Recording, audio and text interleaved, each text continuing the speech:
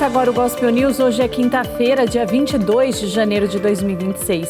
E eu sou Karen Crisóstomo. Nós somos juntos aqui pela Rede Gospel de televisão e também pelo YouTube, Rede Gospel TV Oficial, com as principais notícias do Brasil e do mundo. Vamos aos destaques de hoje.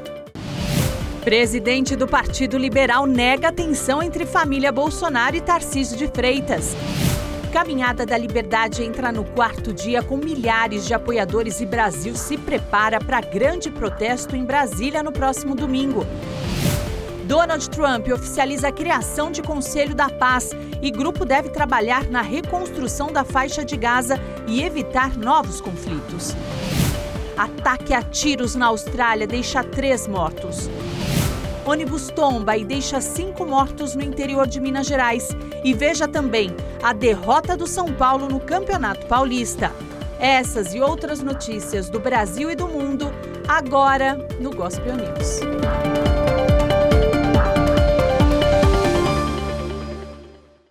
Boa noite. O presidente do Partido Liberal, Valdemar Costa Neto, tratou de afastar os rumores de uma possível tensão entre a família Bolsonaro e o governador de São Paulo, Tarcísio de Freitas.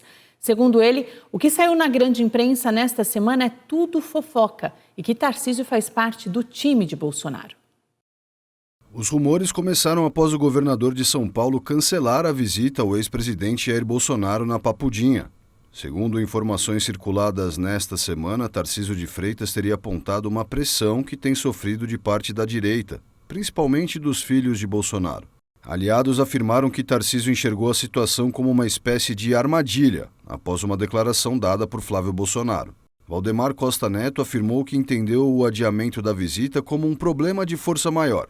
As tensões entre Tarcísio e a direita se dá porque aliados do ex-presidente Jair Bolsonaro acreditam que o governador de São Paulo não estaria dando o apoio necessário para a pré-candidatura de Flávio à presidência.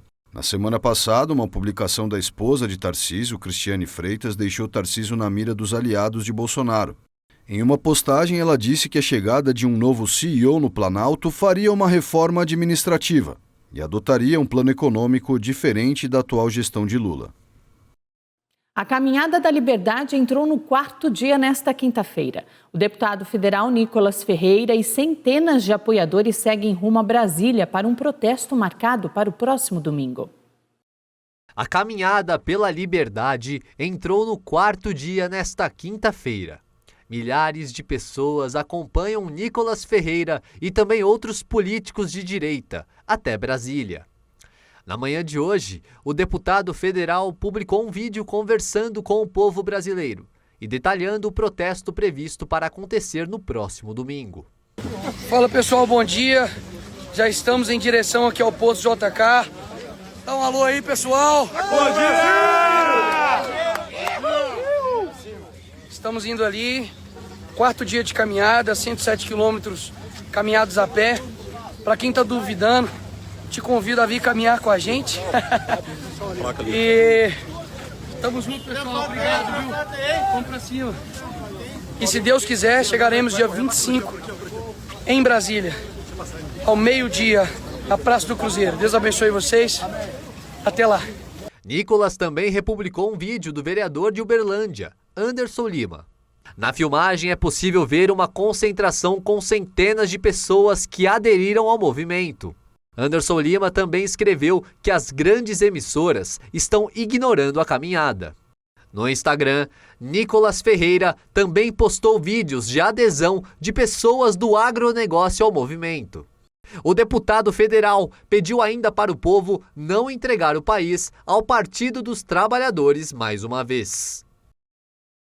O presidente Lula assinou a medida provisória que aumenta o piso salarial dos professores para R$ 5.130 neste ano. A Confederação Nacional dos Municípios estima que o reajuste custe R$ 8 bilhões aos cofres municipais. A nova medida provisória aumentou o valor em R$ 262, passando de R$ 4.867 para R$ 5.130.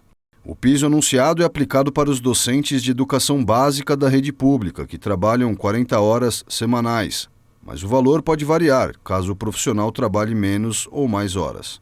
A Confederação Nacional dos Trabalhadores em Educação disse que o reajuste de 5,4% é uma vitória da categoria e representa um avanço concreto na política de valorização dos profissionais da educação pública. A presidente da entidade, Fátima Silva, declarou que a conquista precisa ser celebrada, mas que não pode se perder de vista os desafios estruturais da carreira docente no país. Enquanto um lado comemora, o outro já não vê com bons olhos o reajuste. A Confederação Nacional dos Municípios estima que o reajuste do piso causa impacto de até R$ 8 bilhões aos cofres municipais. Em nota, a entidade manifestou inconformidade e argumentou que a medida tem fins oportunistas e eleitoreiros. Segundo a Confederação, devido às condições fiscais e orçamentárias de cada local, a correção do piso salarial deve ser negociado entre os municípios e os seus professores. O governo brasileiro afirmou hoje que vai acelerar a ratificação do acordo comercial entre a União Europeia e o Mercosul. O posicionamento ocorre após a União Europeia travar o início dos trabalhos para poder analisar os contratos. Vice-presidente e ministro de Desenvolvimento, Indústria, Comércio e Serviços, Geraldo Alckmin falou nesta quinta-feira sobre o entrave para a entrada em vigor do há muito negociado acordo comercial entre União Europeia e Mercosul. A decisão do governo é de acelerar o processo. Quer dizer, 25 anos de trabalho, teve um percalço, mas nós vamos superá-lo. Então, o presidente deve encaminhar ao Congresso, à Câmara Federal, a proposta para adesão, a internalização do acordo Mercosul-União Europeia. A declaração está alinhada com o que Itamaraty disse na véspera, indicando que o governo brasileiro vai acelerar seus trâmites internos de aprovação. Assinado no sábado no Paraguai por representantes do Mercosul e pela presidente da Comissão Europeia, Ursula von der Leyen, o acordo comercial ainda não entrou em vigor. É necessário que os parlamentos nacionais de Argentina, Brasil, Paraguai e Uruguai ratifiquem o documento, assim como o Parlamento Europeu, votação prevista para os próximos meses. Mas um novo desafio foi imposto na quarta-feira, quando eurodeputados votaram pelo envio do texto para o Tribunal de Justiça Europeu para uma revisão de legalidade, em que vai ser observado se o pacto realmente respeita os tratados do bloco formado por 27 Estados-membros. Embora a decisão da Eurocâmara atrase o curso natural do processo, o braço executivo da União Europeia pode decidir por uma implementação provisória e parcial. Também nesta quinta-feira, a França, que liderou a resistência ao acordo por suas consequências para o setor agrícola francês, afirmou que consideraria uma violação democrática se a Comissão Europeia optasse por esse caminho. O novo administrador do território palestino afirmou hoje que a passagem de Rafah será reaberta na próxima semana. Ali Chataf afirmou ainda que a abertura da passagem indica que Gaza não está mais fechada para o futuro e para o mundo. E após uma reunião com pessoas ligadas à Groenlândia, o presidente dos Estados Unidos, Donald Trump, suspendeu a imposição de novas tarifas para países europeus. O secretário-geral da OTAN, Mark Rutte, afirmou que teve uma conversa muito produtiva com Donald Trump sobre a segurança na região do Ártico.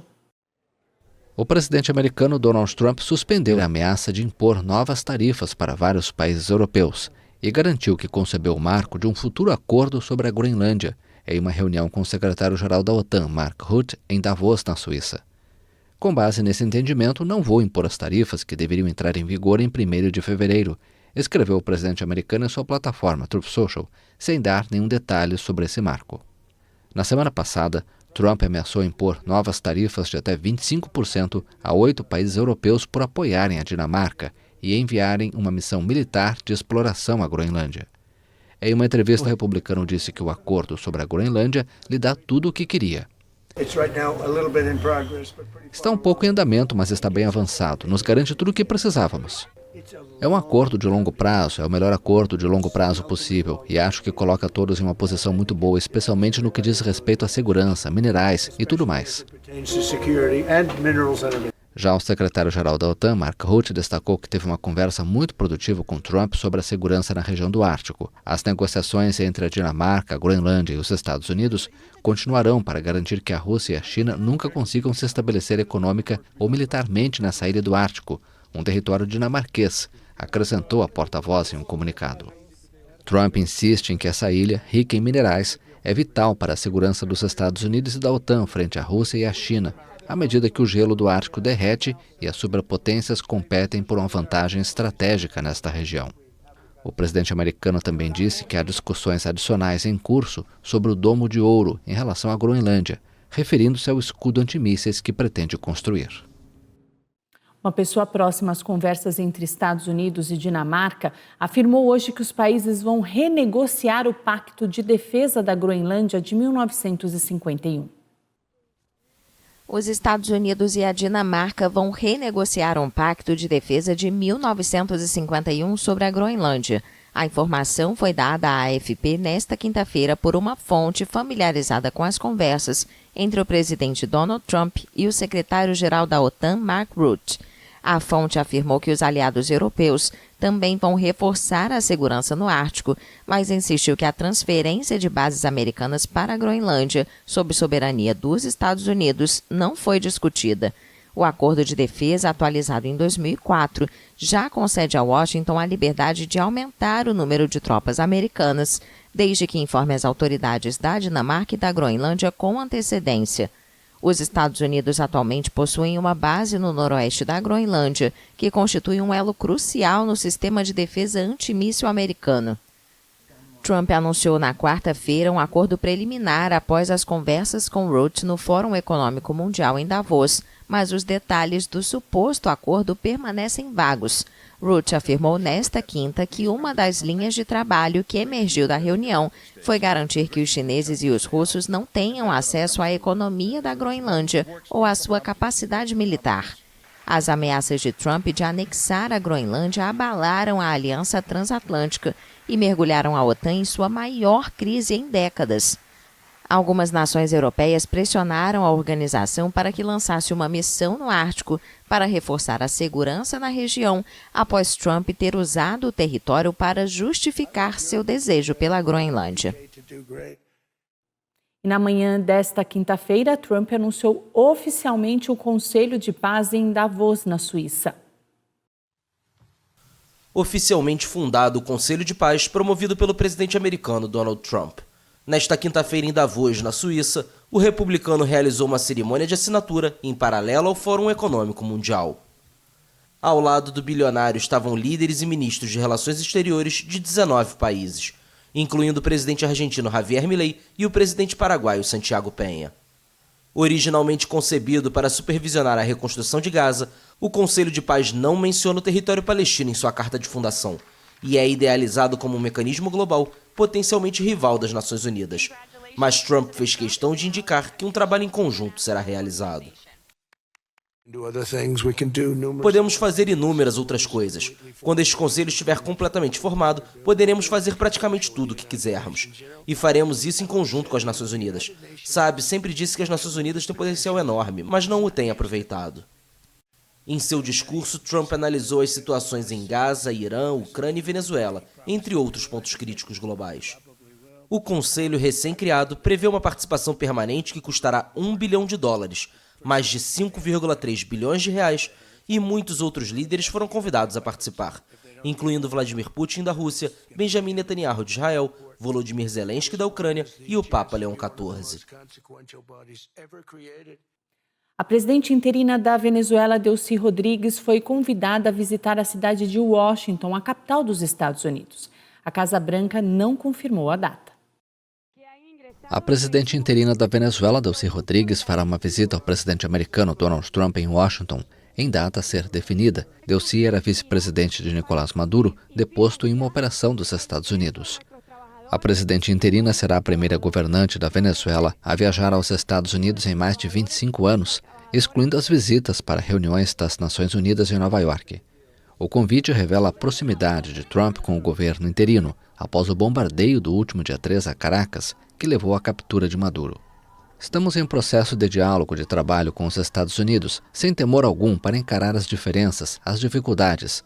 Ela sofre sanções de Washington, entre elas o congelamento de bens. No Fórum de Davos, Trump disse que os líderes do país foram muito astutos, em referência a Delcy. Antes de sua participação em Davos, Trump já havia classificado Delcy de formidável e havia garantido que, com ela, tudo está indo muito bem. A nova presidente firmou acordos petrolíferos e aceitou libertar presos políticos, em meio a discussões para retomar as relações diplomáticas rompidas desde 2019. O Japão suspendeu a reativação da maior usina nuclear do mundo após um incidente. Segundo a operadora da usina, um alarme soou durante os procedimentos de iniciação do reator e, por segurança, todas as operações foram suspensas. A reativação da usina nuclear de Kashiwazaki Kariwa, a maior do mundo, foi suspensa nesta quinta-feira no Japão, horas depois do início do processo. Um porta-voz da operadora Tokyo Electric Power Company informou que um alarme no sistema de monitoramento soou durante os procedimentos de inicialização do reator e as operações foram suspensas, mas esclareceu que o reator permanecia estável e que não houve impacto radioativo. As operações de reativação do reator na usina nuclear foram retomadas na noite de quarta-feira, após receberem a aprovação da Agência Reguladora Nuclear Japonesa, apesar da opinião pública dividida sobre o assunto.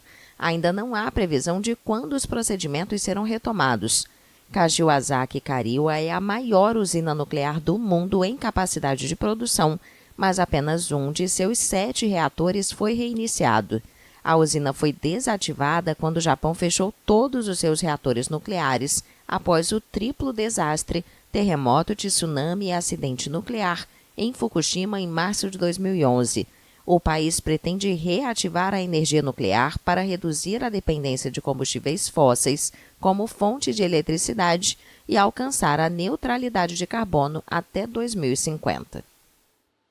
3 pessoas morreram após um ataque a tiros em uma cidade do sudeste da Austrália. O suspeito está foragido. O crime aconteceu em uma pequena cidade no estado de Nova Gales do Sul. 2 mulheres e um homem morreram e outro homem foi levado para o hospital em estado grave. Ao longo desta quinta-feira, a polícia local pediu para a população ficar em casa e evitar a região onde o crime aconteceu. Um jornal local noticiou que o caso foi um possível ataque de violência doméstica e que se acredita que um atirador esteja escondido na cidade com uma arma longa. Um grave acidente com um ônibus deixou 5 mortos na Serra de Francisco de Sá, em Minas Gerais. A Polícia Rodoviária Federal afirmou que o veículo tombou após apresentar um problema no sistema de frenagem. Segundo a PRF, o veículo trafegava em um trecho de curva e declive na BR-251. Quando apresentou um problema no sistema de frenagem, o motorista não conseguiu reduzir a velocidade e tombou. 5 passageiros, entre eles um bebê, morreram no local. Outras 9 pessoas foram socorridas com múltiplas fraturas e escoriações. Elas foram levadas para hospitais de Francisco de Sá e Montes Claros. O sargento Isaac da Silva Santos, do Corpo de Bombeiros, afirmou que há informações de que 3 motoristas se revezavam na direção do veículo e a pessoa que conduzia no momento do acidente não foi encontrada no local. As causas do acidente serão investigadas pela Polícia Civil. E a Polícia Civil investiga a morte de uma adolescente que sofreu uma descarga elétrica enquanto usava o celular dela conectado à tomada. A vítima foi identificada como Beatriz Costa, de 15 anos. Amigos e vizinhos relataram que a adolescente ajudava a complementar a renda da família vendendo tapiocas em ônibus que circulam pela cidade. A concessionária de energia Equatorial, Pará, afirmou que uma equipe técnica foi enviada ao local para verificar possíveis oscilações na rede de energia e disse que não identificou registros de interrupções no sistema da região nos últimos 30 dias. A Justiça do Maranhão autorizou a participação do menino de 8 anos nas buscas pelas crianças desaparecidas há 19 dias. O menino, que também esteve perdido, indicou os últimos caminhos que percorreu com os primos até o momento em que foi encontrado. A criança esteve em uma cabana conhecida pelos policiais como Casa Caída, a 500 metros do rio Mearim. Segundo o menino, esse foi o último local onde esteve com os primos, antes de sair em busca de ajuda. Uma rede de proteção foi criada para manter o menino afastado de qualquer tipo de assédio ou exposição. Segundo a psicóloga Ana Letícia, o cuidado é para evitar danos emocionais maiores e impedir que ele seja revitimizado. Anderson Cauã reapareceu após 3 dias desaparecido. Ele chegou a perder 10 quilos durante os dias desaparecido e ficou internado por 14 dias no Hospital Geral de Bacabal. Segundo o governo do Maranhão, mais de 500 pessoas já participaram da força-tarefa. As buscas estão concentradas no trecho onde cães farejadores identificaram vestígios da presença das crianças. Militares da Marinha utilizam o equipamento subaquático Sidescan Sonar para fazer a varredura em cerca de 1 quilômetro do rio Mearim. Uma operação da Polícia Civil do Rio de Janeiro prendeu o chefe da organização responsável por um duplo homicídio na zona norte de Porto Alegre. O crime aconteceu em janeiro do ano passado e teria sido motivado por disputa entre organizações criminosas. Os agentes saíram para cumprir 39 mandados de prisão e até o fechamento da edição, 28 pessoas foram presas. O pequeno distrito em Lancashire, na Inglaterra, ganhou um presente dos céus nesta semana. Uma aurora boreal. Um pequeno distrito em Lancashire, na Inglaterra, ganhou um presente dos céus esta semana, a aurora boreal. O fenômeno, que geralmente ocorre nas regiões próximas ao Círculo Polar Ártico, em países como Noruega, Finlândia e Suécia, iluminou a cidade britânica. Nesse começo de ano, uma forte tempestade solar desencadeou o aparecimento da aurora boreal em áreas que não costumam ter a sorte de registrar as chamadas luzes do norte. Para que o fenômeno aconteça, ventos solares precisam colidir com gases atmosféricos, criando as luzes coloridas. Um espetáculo celestial que pode ser avistado ainda mais ao sul, em Ile Vierge, na Bretanha, na França. A Coreia do Sul se tornou nesta quinta-feira o primeiro país a implementar uma lei que regula o uso da inteligência artificial. Agora as empresas são obrigadas a informarem sobre o uso da tecnologia em produtos e serviços. Pioneirismo na Coreia do Sul. O país se tornou nesta quinta-feira o primeiro no mundo a implementar uma lei que regula o uso da inteligência artificial. O texto exige que as empresas informem previamente os usuários quando seus serviços ou produtos utilizarem IA generativa. Também estabelece que os conteúdos, inclusive deepfakes, que não possam ser facilmente diferenciados da realidade, sejam claramente etiquetados, entre outros requisitos. As infrações serão punidas com multas de até 30 milhões de wones, aproximadamente R$110 mil. A lei, aprovada em dezembro de 2024, tem como objetivo estabelecer uma base de segurança e confiança para apoiar a inovação em inteligência artificial. Seul anunciou que vai triplicar os gastos com essa tecnologia em 2026, com o objetivo de posicionar o país, ao lado dos Estados Unidos e da China, como uma das 3 principais potências na área. O filme brasileiro Agente Secreto recebeu 4 indicações ao Oscar, incluindo melhor filme e melhor ator para Wagner Moura. A cerimônia de premiação acontece no dia 15 de março em Los Angeles. For Best International Feature Film, the nominees are The Secret Agent, Brazil. O filme brasileiro Agente Secreto foi indicado em 4 categorias do Oscar. A Academia de Artes e Ciências Cinematográficas divulgou as indicações nesta quinta-feira. O longa do diretor Kleber Mendonça Filho concorre como melhor filme internacional, melhor elenco e melhor ator para Wagner Moura. O brasileiro Adolfo Veloso foi indicado na categoria de melhor fotografia pelo trabalho em Sonhos de Trem. O Brasil já tinha concorrido em 4 categorias na principal premiação do cinema mundial com Cidade de Deus há mais de 20 anos.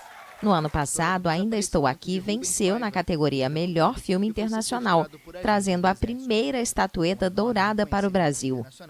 No topo das indicações de 2026 estão Pecadores, com um recorde de 16 categorias, seguido por Uma Batalha Após a Outra, com 13, e Frankenstein, Marte Supreme e Valor Sentimental, com 9 nomeações cada.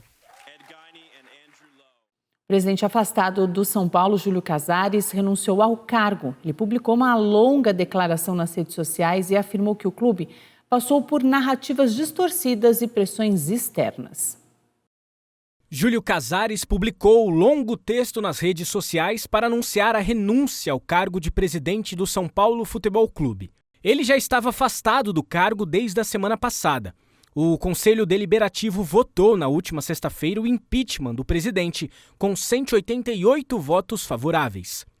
No texto publicado, Júlio Casares falou sobre o ambiente de intensa instabilidade, ataques reiterados, narrativas distorcidas e pressões externas. Ele afirmou também que, em relação às recentes notícias de desvio de dinheiro do clube envolvendo ele, houve articulações de bastidores, distorções deliberadas e uma trama política ardilosa, marcada por interesses, traições institucionais e expedientes incompatíveis com a história do clube. A Polícia Civil abriu um inquérito no final do ano passado para investigar irregularidades no departamento de futebol e também em contas bancárias do São Paulo Futebol Clube e de Júlio Casares. Uma das frentes da investigação quer entender a razão de 35 saques nas contas do clube entre 2021 e 2025, totalizando 11 milhões de reais. Nesta semana, Douglas Schwartzman e Mara Casares, ex-esposa de Júlio Casares, foram alvos de uma operação da polícia contra a venda ilegal de camarotes no Morumbis.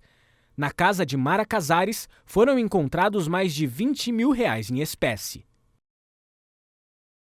E a crise institucional na administração do São Paulo está refletindo dentro de campo. O time de Renan Crespo perdeu para a Portuguesa em pleno Morumbis. Vamos ver. O São Paulo recebeu a Portuguesa no Morumbis pela 4ª rodada do Campeonato Paulista. O tricolor mostrou empenho nos primeiros minutos de partida, mas quem levou perigo ao gol na primeira etapa foi a Portuguesa. No início da etapa final, René se antecipou à marcação e abriu o placar para os visitantes. Alguns minutos mais tarde, Caleri recebeu um lindo passe dentro da área e perdeu. Mas ele se redimiu. Caleri recebeu livre de marcação e empatou a partida.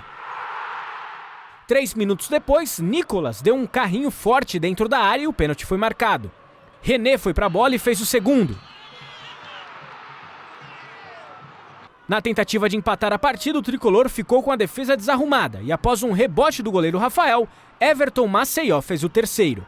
O São Paulo chegou a esboçar uma reação com Caleri, mas foi só isso. 3-2 Portuguesa em pleno Morumbis. Santos e Corinthians já estão jogando lá na Vila Belmiro. A partida começou agora há pouco, às 7h30. Amanhã a gente traz o resultado. Gospel News desta quinta-feira fica por aqui. A todos vocês uma ótima noite. Amanhã, a partir das 7h, estamos de volta com as principais notícias do Brasil e do mundo. E até lá, você fica muito bem informado no YouTube, Rede Gospel TV Oficial, e também no Spotify, Gospel News em 3 minutos. Boa noite, até amanhã.